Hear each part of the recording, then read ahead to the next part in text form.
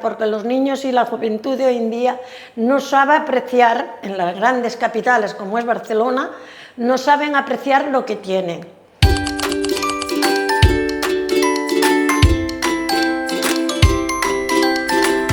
En l'anterior vídeo ens centràvem en les preocupacions de les persones front l'emergència climàtica. Aquesta és una problemàtica global que afecta totes les generacions, però de maneres diferents. Al mateix temps, cada generació pot aportar una perspectiva única que permeti abordar les desigualtats ambientals i socials des d'una òptica més diversa i completa.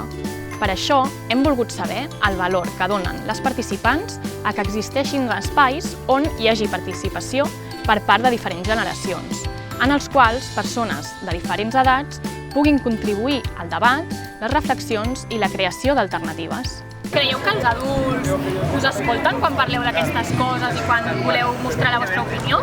La meva mare no, perquè està tot el dia con el mòbil. Depèn del dia. Si tenen un bon dia t'escolten i si no el tenen, doncs no t'escolten. Jo mai li he dit, però li podria dir. Y yo sí se lo explico a veces a una nieta o a alguna niña y te dicen, anda señora, eso eran otros tiempos. Si yo le explico cómo me crié yo. El conèixer diferents punts de vista, el com ho veu la gent gran i des de la seva experiència quina esperança creuen que hi ha, i el també conèixer la gent més jove, doncs, si té idea de què és el que està passant al món i si té idees d'evolucionar cap a millor, no?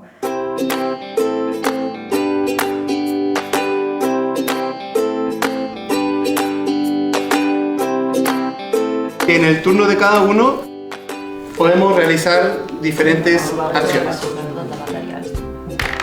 Jo també. Voleu comprar aquesta? Vinga, perquè són tres, sí. La falta de sedimentos. Entonces, claro, en mi juventud y niñez y tal, no consumíamos los plásticos, no consumíamos los recursos energéticos. Para mí aquello era mucho más saludable en cierto sentido, no digo total, que eso no puede ser hoy en día, ya lo comprendo, pero creo que era que de ahí se tendría que sacar modelos que fueran factibles. Pues cuando hablaba me venía a la cabeza mi madre, que le gusta mucho pues comprar a granel o ella recuerda como los colmados, su pueblo y cosas así, ¿no? Y poco a poco ya ha ido encontrando como comercios de confianza para ella, en los que, mira, pues ahora me voy a esta carnicería porque me dejan irme con el tupper, un poco eso, ¿no? De qué decido consumir y qué decido consumir. Claro, y yo creo que en el juego también había una de las medidas que salía, que era esta de justicia fiscal, y en el fondo de, claro, ¿cómo hacemos que ir a comprar lo que no genera desechos no sea más inconveniente? Porque claro, no es que la gente vaya y compre en el súper solo porque quiere, porque bueno, mi bolsillo también tengo necesidades. Es que al final todo viene de las dinámicas capitalistas, la sociedad de consumo, y dices, vale, yo me voy a poner aquí a reciclar los plásticos, a mirar qué es papel y qué es brick y no sé qué, y luego va a ir Taylor Swift a hacerse 50 viajes en jet, ¿sabes? O voy a coger tal empresa de cualquier país del mundo y a tirar toneladas de basura a un río Bangladesh. Té més tirón el que mou més diners. Llavors, perquè una cosa sigui més sostenible però no mogui tants diners no tindrà tanta visibilitat. Per exemple, el que ha dit ella de que ha treballat a Endesa i tal, i que hi ha companyies més sostenibles i que no et pots posar com en contra d'una gran, és perquè mou molts diners i la gent com que està més a dalt apoya el que mou més diners.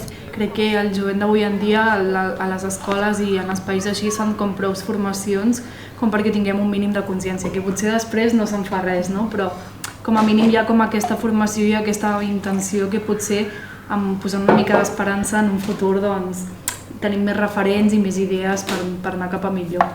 Me parece que la intergeneracionalidad es vital para el futuro, para el desarrollo de la humanidad. Em sembla molt interessant, ja que jo, per exemple, que tinc 17 anys i la senyora més gran que hi havia, que tenia 78, crec, som de dues generacions totalment diferents. Els que ja som grans, doncs, potser sí que estem conscienciats, però s'ha de començar també pels petits perquè aquesta consciència arribi a totes les edats i a per tot arreu.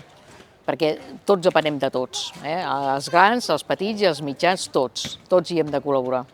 Que yo creo que una cosa que tienen las empresas de la sociedad capitalista también es la adaptabilidad, ¿no? Que yo creo que al final, si de verdad las generaciones cuando crezcan tienen como esta conciencia, esta visión de abandonar el combustible fósil y empezar a apostar por renovables, también se adaptarán. Lo que tendríamos que tener a mano es la experiencia de otros países, tener un conocimiento global de cómo se están comportando en otros países estos fenómenos. Bueno, he escuchado también de cómo impactan la extracción, por ejemplo, de materiales en otros países, por ejemplo, para fabricar las baterías de litio que se quieren usar en los autos eléctricos. El documental Antes del litio exposa la problemàtica que pateix la comunitat de Jujuy, a Argentina, a causa de l'explotació de mines de liti per part de transnacionals. Aquest ens permet reflexionar sobre les causes de l'emergència climàtica i les comunitats que més en són afectades.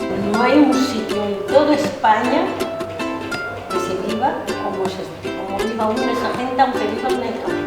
Aquí en Europa somos privilegiados y vivimos del extractivismo del tercer mundo global o un subglobal.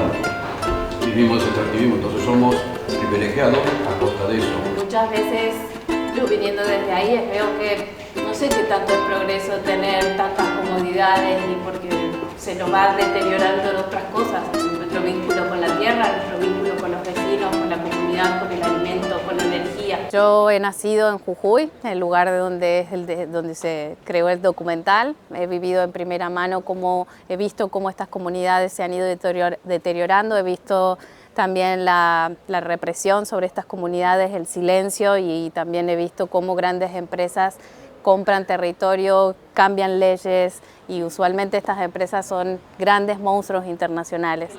La manera de vivir de otras personas también es válida y está bien y es digna, mientras tengan acceso a lo que ellos sienten que es vital para ellos, que es el acceso a su tierra y el agua.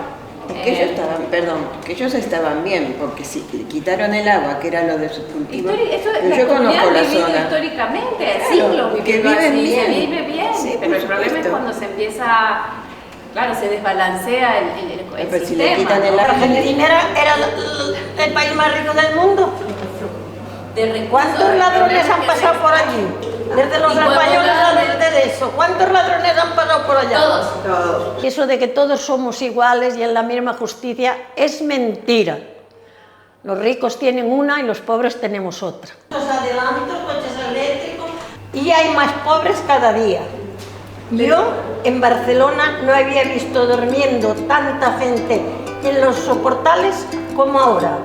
Observem com existeixen prejudicis entre les diferents generacions, els quals es poden reduir a través d'aquest intercanvi intergeneracional. Tal com expressa alguna de les participants, el diàleg facilita conèixer diferents punts de vista. Mentre les persones grans tenen una experiència i coneixement que poden permetre recuperar formes de vida més respectuoses amb el medi ambient, la població més jove pot aportar innovació i creativitat, i així complementar-se. Precisament, les més joves són les que es veuran més afectades per les conseqüències de la crisi i poden ser el motor de transformació per la justícia ambiental.